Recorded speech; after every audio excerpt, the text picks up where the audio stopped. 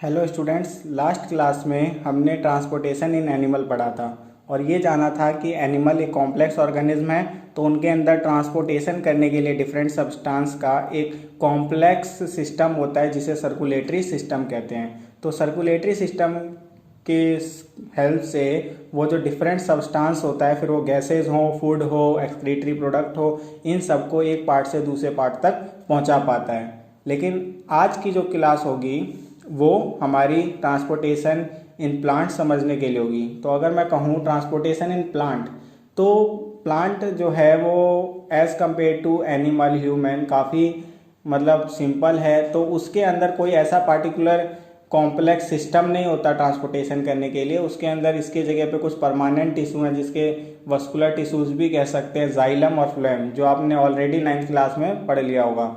तो जो xylem and phloem है ये उसके प्लांट के अंदर ट्रांसपोर्टेशन करने में हेल्प करते हैं। इसके अलावा छोटे डिस्टेंस तक अगर ट्रांसपोर्टेशन की बात करोगे तो वो डिफ्यूज़न प्रोसेस से भी हो जाती है। और डिफ्यूज़न आपको पता है हाई कंसंट्रेशन से लो कंसंट्रेशन की और मूवमेंट करना सब्सटेंस का। तो अगर सेल टू सेल करना है या सेल के अंदर बाहर करना है मूवमेंट, तो वहाँ पे डिफ्यूज़न ही काम कर लेता है। लेकिन अगर लॉन्ग डिस्टेंस तक की बात करें तो वहाँ पे जाइलम और फ्लोएम रोल प्ले करते हैं। तो जाइलम का काम क्या होता है? तो जाइलम रूट से वाटर मिनरल जो रूट एब्जॉर्ब करेगा सॉइल से, उसको डिफरेंट पार्ट्स ऑफ प्लांट तक पहुंचाता है। और जो फ्लोएम है उसका काम है जो फूड प्रिपेयर होगा लीफ में या ग्रीन पार्ट्स ऑफ प्लांट में, उसे डिफरेंट पार्ट ऑफ प्लांट तक पहुंचाता है। अब यहाँ पे क्वेश्चन ये उठता है कि ऐसी क्या चीज़ होती है जो जाइलम पहुंचा पाता है इतनी हाइट तक वाटर और मिनरल को? क्योंकि आप जानते हो कि ऐसे ऐसे प्लांट भी होते हैं जो 100 मीटर की हाइट के होते हैं। अब 100 मीटर हिसाब लगा लो कितना ज़्यादा होता है। तो वहाँ तक क्या चीज़ ऐसी होती होगी जो जाइलम में जो जाइलम पहुँचा पाता है? तो सीधी सी बात है कि दो प्रोसेस के नाम लूँगा, इसे याद रखना है, जो जाइलम जिसके कारण वाटर इतनी ऊंचाई तक पहुँचा पाता है। एक तो जब शॉर्ट हाइट तक पहुँचाना होता है तो रूट प्रेशर नाम का एक टर्म याद रखो। रूट प्रेशर क्या होता है कि जब भी वाटर एब्जॉर्ब करता है रूट, तो उसके सेल्स वॉल जो होते हैं, सेल वॉल जो होते हैं उसके रूट के, उसमें प्रेशर बिल्डअप होता है जिसे पॉजिटिव प्रेशर कहते हैं। उसी को रूट प्रेशर भी दूसरा नाम कहा जाता है। तो उस प्रेशर के कारण छोटे हाइट तक प्लांट में वाटर और मिनरल पहुंच पाता है। बेसिकली जो ग्रासेस वगैरह होती है, घास वगैरह होती है, उसमें इसी से काम चल जाता है, उनके लीफ ब्लेड तक पहुंच जाता है वाटर मिनरल रूट प्रेशर से। लेकिन अगर कोई एक टॉल प्लांट है जैसे यूकेलिप्टस हो गया जो 100 मीटर की हाइट तक का हो सकता है, सफेदा का पेड़, तो उसमें रूट प्रेशर से काम नहीं चलता। तो उनके अंदर एक स्पेशल प्रोसेस होती है जिसे ट्रांसपीरेशन पुल कहते हैं। क्या कहते हैं? Transpiration pull. और ट्रांसपीरेशन वर्ड याद हो 9th में भी आया था। तो ट्रांसपीरेशन का मतलब होता है loss of water from plant by the process evaporation. ठीक है, तो पानी का लॉस होना प्लांट से, वो भी वाटर वेपर के फॉर्म में, और प्रोसेस होती है इवेपोरेशन। तो वही जब डे टाइम होता है ना, तो उस समय पे हीट ज़्यादा होती है, गर्मी ज़्यादा होती है, तो इवेपोरेशन होता है। तो वो जब इवेपोरेशन होता है तो वो एक पुल क्रिएट करता है जिस कारण कि वाटर जो होता है वो रूट से ग्रेट हाइट तक पहुंच जाता है। तो बड़ी बड़ी ऊंचाइयों तक पानी पहुंचाने का काम इसी ट्रांसपीरेशन पुल के कारण हो पाता है। वहीं दूसरी तरफ अगर बात करूँ फ्लोएम में ऐसा क्या होता है कि फ्लोएम जो है वो पहुंचा पाता है आपके different part of plant the food को। तो वहाँ पे भी एक चीज़ याद रखना कि मास फ्लो हाइपोथेसिस। ठीक है, तो मास फ्लो हाइपोथेसिस की बात करोगे तो मास का मतलब होता है एकदम बल्क, या तो मास बोले या बल्क, एक साथ बहुत सारी चीज़ें। और फ्लो हाइपोथेसिस मतलब कि ले जाना एक साथ। तो फूड को एक साथ ले जाने वाली हाइपोथेसिस होती है जो आप बड़ी क्लासों में समझोगे। अभी के लिए जो आपको ये जान लेना है कि मास और बल्क फ्लो हाइपोथेसिस एक चीज़ है जिस कारण से लीफ से या ग्रीन पार्ट से फूड जो है वो डिफरेंट पार्ट ऑफ प्लांट तक फ्लोएम ले जा पाता है। ठीक है, तो ये हो गया आपका प्लांट के अंदर ट्रांसपोर्टेशन। अब आते हैं नेक्स्ट टॉपिक, एक्सक्रीशन। तो अगर एक्सक्रीशन की बात करूं तो आपको दो वर्ड से पहले इंट्रोड्यूस कर देता हूं, एक तो एक्सक्रीशन और एक आपने याद होगा कि हर जो एनिमल होता है या हेट्रोट्रॉपिक न्यूट्रिशन जिनमें होती है तो उनमें 5 स्टेप में जो है ये न्यूट्रिशन की पूरी प्रोसेस होती है। तो मैंने बताया था पहला इनगेशन, इनगेशन में हम फूड को खाते हैं। फिर पढ़ा था हमने डाइजेशन, डाइजेशन के अंदर हम कॉम्प्लेक्स को सिंपलर में ब्रेक करते हैं। फिर तीसरा पढ़ा था एब्जॉर्प्शन, जिसके अंदर की जो भी डाइजेस्टेड फूड है उसको ब्लड के थ्रू सेल टिश्यू तक पहुंचाया जाता है। फिर चौथा पढ़ा था एसिमिलेशन, जिसके अंदर की जो भी फूड हमने आगे एब्जॉर्ब किया है उसको यूज़ किया जाता है डिफरेंट वर्क के लिए, एक्टिविटीज़ के लिए सेल के द्वारा, ठीक है। और लास्ट होता है ईगेशन, यानी पहला था इनगेशन INGESTION और दूसरा जो है ईगेशन EGESTION। तो ईगेशन जो होता है उसमें रिमूवल होती है वो भी सॉलिड वेस्ट की, जो भी अब स्मॉल इंटेस्टाइन में अनडाइजेस्टेड चीज़ रह जाती है, अपचित बिना पची हुई चीज़ रह जाती है, उसको फिर रेक्टम और फिर एनस के थ्रू बाहर निकाल दिया जाता है। तो उसे फैकेस बोला जाता है, FAECES, फैकेस। तो फैकेस के थ्रू फैकेस के फॉर्म में निकाल देता है जो सॉलिड वेस्ट है। लेकिन अगर दूसरी तरफ बात करें एक्सक्रीशन की, तो एक्सक्रीशन भी रिमूवल ऑफ वेस्ट है, लेकिन ये किस सॉलिड के फॉर्म में नहीं है, ये लिक्विड के फॉर्म में होता है जिसे यूरिन कहते हैं, ठीक है, और हिंदी में मूत्र कहते हैं। तो ये यूरिन के फॉर्म में जो रिमूवल होता है और उसी को हम एक्सक्रीशन कहते हैं। और ये यूरिन जो है वो किस चीज़ से बनता है, तो नाइट्रोजनस वेस्ट होता है यूरिया, उससे बनता है। यूरिया और वाटर जब मिलते हैं और कुछ अमाउंट में NaCl, तो इन तीनों के मिक्सचर से बनता है यूरिन। और ये यूरिन का ही निकलना जो नाइट्रोजनस वेस्ट है बॉडी से कहलाता है एक्सक्रीशन। तो अगर कोई पूछेगा what do you mean by excretion, तो excretion is a process of removal of nitrogenous waste from the body, ठीक है। और आगे लिख सकते हो in the form of urea या यूरिन, तो ये भी लिख सकते हो। तो यहाँ पे ईगेशन और एक्सक्रीशन में डिफरेंस पता लगा। ईगेशन जो था सॉलिड वेस्ट और जो एक्सक्रीशन है वो लिक्विड वेस्ट, अगर ह्यूमन में बात करें वो भी नाइट्रोजन का एक फॉर्म होता है जिसे यूरिन कहते हैं, यूरिन बना के। तो याद रखना।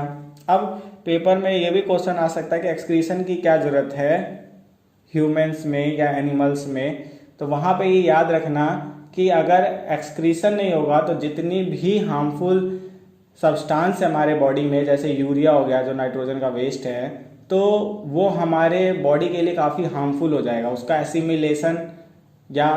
एसिमिलेशन नहीं, उसका जो क्या है एक्यूमुलेशन, उसका एक्यूमुलेशन बहुत ज़्यादा हो जाएगा हमारे सेल्स वगैरह में, बॉडी में, स्किन में। तो वो जो है हमारे लिए काफ़ी हार्मफुल होगा और लीथल भी हो सकता है, हमारी जान भी ले सकता है। तो उसका हमारी बॉडी से निकलना बहुत ज़रूरी है, ठीक है। तो ये याद रखना एक्सक्रीशन के बारे में। तो अब आगे बढ़ते हैं।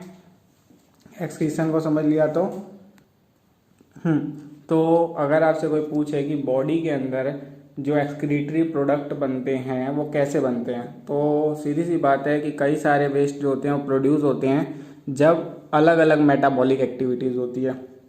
और कोई पूछे मेटाबॉलिक एक्टिविटीज़ यानी केमिकल रिएक्शंस वगैरह को ही मेटाबॉलिक या केमिकल एक्टिविटीज़ को ही मेटाबॉलिक एक्टिविटीज़ कहते हैं, यानी कि किसी चीज़ का बनना, टूटना, ठीक है, ये सारी चीज़ें मेटाबॉलिक एक्टिविटीज़ होती है। तो this need to removed in time because there accumulation in the body to be harmful and even lethal for a organism, यानी इन सब का जो अगर एक्यूमुलेशन हुई बॉडी में तो वो हमारे लिए हार्मफुल हो सकता है और जानलेवा हो सकता है, इसीलिए इसका बॉडी से निकलना ज़रूरी है। अब आते हैं ह्यूमन एक्सक्रीटरी सिस्टम पे। तो आप ह्यूमन एक्सक्रीटरी सिस्टम पहले भी जान चुके होंगे अपनी एलिमेंट्री क्लासेस में, लेकिन एक बार फिर से समझ लेते हैं। तो ह्यूमन एक्सक्रीटरी सिस्टम जो है मेन 3 पार्टों से बना हुआ है अभी के लिए, और बड़ी क्लासों में जाओगे तो और पार्ट्स भी मिलेंगे इसके। तो पेयर ऑफ किडनी होती है, उसके बाद यूरेटर होता है और फिर यूरिनरी ब्लेडर होता है।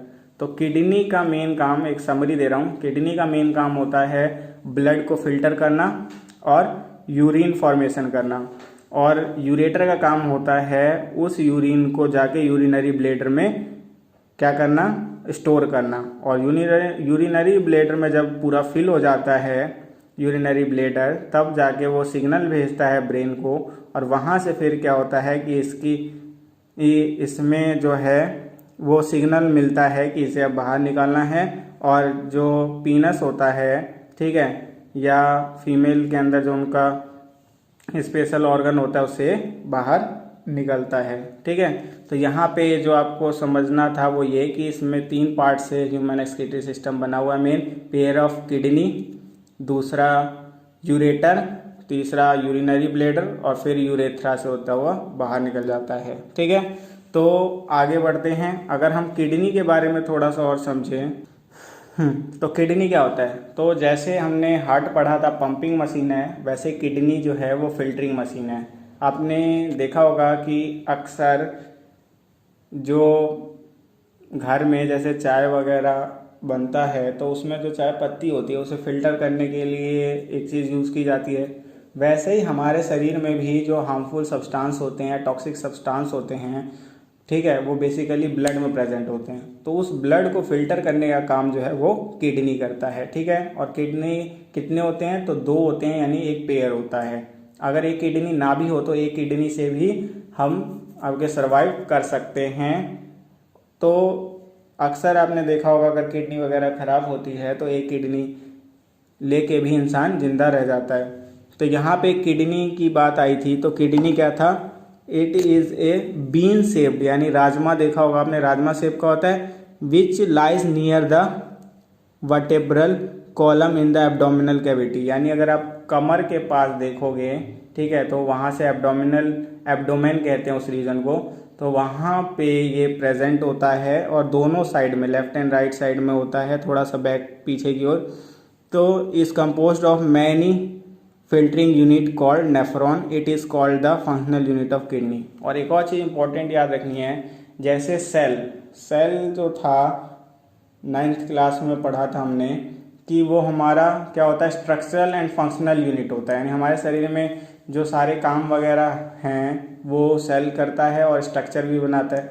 वैसे ही अगर मैं बात करूँ किडनी में ऐसी कौन सी चीज़ है जो सबसे मतलब उसकी एक बेसिक यूनिट कहलाएगी, जिस चीज़ से कि पूरा किडनी बना हुआ है और जो उसमें फंक्शन करने का काम करती है, तो वो है नेफ्रॉन। तो कोई पूछ ले नेफ्रॉन क्या होता है, तो नेफ्रॉन जो है फंक्शनल यूनिट है किडनी की, यानी किडनी के अंदर जो यूनिट में काम करता है, या अगर तो सबसे छोटी चीज़ जो काम कर रही होती है उसके लिए वो है नेफ्रॉन। तो हमें इम्पोर्टेंट नेफ्रॉन को ही पढ़ना है। तो अब एक चीज़ और बता देता हूँ कि यूरिन जो बनता है ना वो किडनी के नेफ्रॉन में ही बनता है। अब नेफ्रॉन में 3 प्रोसेस होती है, याद रख लेना, ये बाहर का टॉपिक है, एनसीईआरटी में नहीं दिया हुआ है कि यूरिन कैसे फॉर्म होता है। ठीक है, how do urine formed in animals, तो वहाँ पे याद रखना कि 3 प्रोसेस होती है। अब 3 प्रोसेस कौन कौन सी है वो नाम याद रखो। पहला है ग्लोमेरुलस फिल्ट्रेशन, ग्लोमेरुलस फिल्ट्रेशन। ठीक है, इसके अंदर क्या होता है कि जो आर्टरीज हैं वो ब्लड जो है लेके आते हैं और वो ब्लड जो है नेफ्रॉन के ग्लोमेरुलर पार्ट में आता है। ग्लोमेरुलर उसका पहला पार्ट होता है, कप शेप का दिखाई देता है। ठीक है, तो वहाँ पे ब्लड आता है। ठीक है, और वो उस पार्ट में वो ब्लड को फिल्टर कर लेता है और ब्लड को दोबारा से भेज देता है वो बॉडी के अंदर, और ब्लड से क्या निकाल लेता है ग्लोमेरुलस, तो जितनी भी यूरिया होती है और कुछ अमाउंट में NaCl निकाल लेता है। तो इसी प्रोसेस को कहते हैं ग्लोमेरुलर फिल्ट्रेशन। तो पहला स्टेप जो यूरिन फॉर्मेशन का है वो है ग्लोमेरुलर फिल्ट्रेशन, जिसमें जो नेफ्रॉन का ग्लोमेरुलस पार्ट है उसमें ब्लड आता है और वो ब्लड में से यूरिया को फिल्टर कर लेता है, इसी को कहते हैं ग्लोमेरुलस फिल्ट्रेशन। अब दूसरा जो स्टेप है वो है सिक्रीशन। अब सिक्रीशन क्या होता है, तो क्योंकि यूरिया जो है वो निकाल लिया गया है, अब वो यूरिया को जो रिमूव करने के लिए वाटर की जरूरत होती है। ठीक है, तो वाटर मिलता है उसमें, और वाटर मिलने के साथ साथ जो है क्या होता है कि कैटायन एनायन बैलेंस बनाने के लिए, यानी कि आपने पढ़ा होगा कैटायन जो होते हैं पॉजिटिवली चार्ज होते हैं, नेगेटिवली चार्ज होते हैं, उसके बैलेंस को बनाने के लिए उसमें कुछ सोडियम कुछ क्लोरीन ऐसी चीज़ें जो है सिक्रीट की जाती है। ठीक है, तो जिससे कि कैटायन एनायन बैलेंस बन सके, तो इसी को कहते हैं क्या चीज़, सिक्रीशन। और तीसरा स्टेप होता है रीएब्जॉर्प्शन। तो इनिशियल जब प्रोसेस हो रही होती है यूरिन फॉर्मेशन की, उसमें बहुत सारा वाटर जो है उसमें क्या किया जाता है कि सिक्रीट किया जाता है, लेकिन उतने वाटर की जरूरत होती नहीं है। ठीक है, तो उसमें से जो मैक्सिमम वाटर होता है वो जो लेटर पार्ट होते हैं नेफ्रॉन के, डक्ट पढ़ोगे। ठीक है, 2 डक्ट हैं, एक आगे पीसीटी प्रॉक्सिमल कन्वोल्यूटेड ट्यूब्यूल और एक डीसीटी डिस्टल कन्वोल्यूटेड ट्यूब्यूल। तो ये पीसीटी और डीसीटी वगैरह जब आगे जाते हैं तो वहाँ पे मैक्सिमम वाटर जो है वो एब्जॉर्ब कर लिया जाता है, ठीक है। उसमें से जो भी वाटर सिक्रीट किया गया था उसे एब्जॉर्ब कर लिया जाता है, क्योंकि उतना वाटर जो है वो नहीं यूरिन बनने में लगाना होता है। कुछ वाटर छोड़ते हैं, बाकी वाटर एब्जॉर्ब कर लेते हैं। और फिर इसको जो है कलेक्टिंग डक्ट नाम का एक ऑर्गन होता है, नेफ्रॉन में एक पार्ट होता है, वहाँ पे डाल दिया जाता है। फिर वहाँ से वो यूरिन बन के रिमूव होने के लिए तैयार हो जाता है। तो ये 3 स्टेप हो गए। पहला ग्लोमेरुलस फिल्ट्रेशन, जिसके अंदर की मैक्सिमम जो यूरिया होता है ब्लड का उसे फिल्टर कर लिया जाता है। ग्लोमेरुलस के अंदर नेफ्रॉन का पार्ट है, सबसे पहला पार्ट। उसके बाद फिर जो भी यूरिया जो फिल्टर किया गया उसको आगे भेजा जाता है, वाटर उसमें सिक्रीट किया जाता है, कुछ अमाउंट में सोडियम पोटेशियम उसमें सिक्रीट किया जाता है, जिस प्रोसेस को सिक्रीशन कहते हैं। और ये होता है कैटायन आयन बैलेंस बनाने के लिए। और उसके बाद फिर ये जब आगे बढ़ता है डक्ट्स के थ्रू, नेफ्रॉन के डक्ट पार्ट के थ्रू, पीसीटी डीसीटी, तो मैक्सिमम वाटर जो उसमें डाला गया था उसे फिर से एब्जॉर्ब कर लेते हैं, तो रीएब्जॉर्ब कहते हैं उसे करना, ठीक है। तो उसके बाद कुछ ही अमाउंट में वाटर यानी यूरिन बन जाता है, जिसे कलेक्टिंग डक्ट में जमा कर लिया जाता है। तो ये जो प्रोसेस होती है एब्जॉर्ब करने की मैक्सिमम वाटर या कुछ अमाउंट में सोडियम पोटेशियम हाइड्रोजन, तो उसको कहा जाता है रीएब्जॉर्प्शन। तो 3 प्रोसेस हो गए यूरिन फॉर्मेशन के।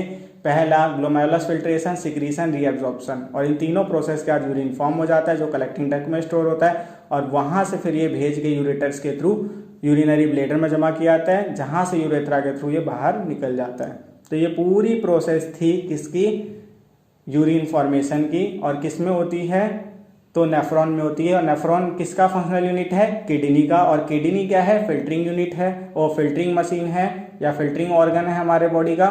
तो याद रखना बीन शेप का पेयर में प्रेजेंट होता है, याद रहेगा। और अब जो हमें समझना है कि क्या होता है अगर किडनी खराब हो जाए। तो किडनी खराब हो जाए तो सीधी सी बात है कि जो ब्लड के अंदर यूरिया वो फिल्टर नहीं होगा, वो नहीं होगा, तो हमारे ब्लड के अंदर बहुत सारा यूरिया हो जाएगा। तो उसका जो इलाज है वो है हेमोडायलिसिस। हेमोडायलिसिस क्या होती है, एक यूनिट होती है, एक मशीन होता है जिसे आर्टिफिशियल किडनी कहते हैं। तो उसके अंदर जो है वो ब्लड निकाला जाता है, ठीक है। और उस ब्लड में से जो मशीन होती है वो क्या करती है, यूरिया सेपरेट कर देती है, नहीं वो किडनी की तरह काम कर रही होती है। और फिर फिल्टर ब्लड जो होता है उसको बॉडी में डाल दिया जाता है। तो इस ढंग से जो है वो ब्लड फिल्ट्रेशन हो जाती है, तो उसी को कहते हैं हेमोडायलिसिस। तो अक्सर जिनकी आपकी किडनी हल्की खराब होती है तो वो काफ़ी टाइम में उनको एक बार जाना पड़ता है हॉस्पिटल ये कराने के लिए। लेकिन जिनकी किडनी ज़्यादा खराब हो जाती है उनको मंथली बेसिस पे जाना पड़ता है, और काफ़ी टाइम कंज्यूमिंग प्रोसेस होती है, ठीक है। और इसका एक और इलाज अल्टीमेटली किडनी ट्रांसप्लांटेशन, वो तो लास्ट है। जिनकी पूरी किडनी फेल हो गई, बिल्कुल ख़राब हो गया हो, तो किडनी ट्रांसप्लांट करवा के आपकी किडनी का काम ले सकते हैं। तो ये था एनिमल के अंदर एक्सक्रीशन। अब आते हैं प्लांट के अंदर एक्सक्रीशन। तो प्लांट का एक्सक्रीशन बहुत सिंपल है, उनमें कोई एक्सक्रीटरी ऑर्गन नहीं होता। बेसिकली उनके अंदर कुछ ऐसी चीज़ें होती हैं जो उनको क्या करना होता है, एक्सक्रीटरी प्रोडक्ट की तरह निकालना होता है। जैसे सूखे पत्ते हो गए, रेजिन्स, गम्स हो गए, आपने देखा होगा पेड़ में कट लगता है तो उसमें से जेली टाइप निकलती है। इसके अलावा और भी फ्रूट वगैरह जो आगे या तो सूख के गिरते हैं, उनके बार्क वगैरह जो होते हैं सूख जाते हैं, छटते हैं, तो ये सारे उनके एक्सक्रीटरी प्रोडक्ट होते हैं। तो प्लांट के अंदर ज़्यादा कुछ समझाया नहीं गया है एक्सक्रीशन के बारे में, तो यही सब चीज़ें याद रख लेना। कुछ 3-4 प्रोडक्ट हैं जो वो एक्सक्रीटरी निकालता है, और कोई उनमें पार्टिकुलर ऑर्गन होता ही नहीं है एक्सक्रीशन के लिए। तो आज की क्लास में इतना ही। ये चैप्टर आपका कंप्लीट हो गया है। डाउट वगैरह के लिए आप कांटेक्ट कर सकते हैं, ठीक है। होप सारा क्लियर हो गया हो। Chapter 6 life process.